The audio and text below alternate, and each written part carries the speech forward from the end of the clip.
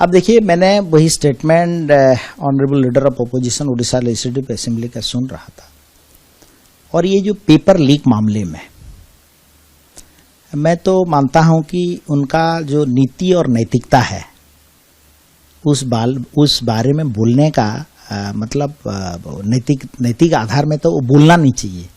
और इतने बड़े लीडर होके वो ऐसे मामले में खुद को आत्मसमीक्षा करना चाहिए इससे बोलने से पहले।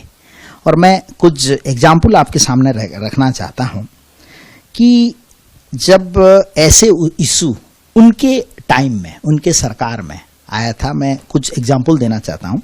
2015 में पुलिस कांस्टेबल का नियुक्ति हुआ था, उसमें भी अनियमितता हुई थी।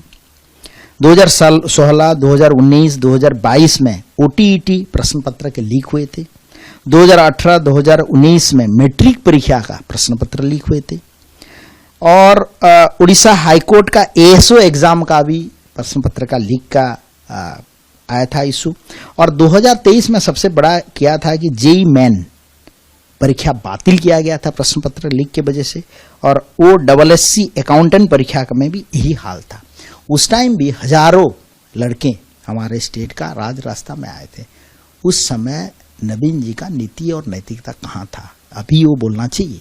और मैं और एक बात बोलना चाहता हूं कि मैं 2019 से 2024 तक विधानसभा में भारतीय जनता पार्टी से मैं भी माननीय विधायक था, और उनका जो एक्टिविटी था हाउस के अंदर और हाउस के बाहर वो भी नैराश्यजनक था।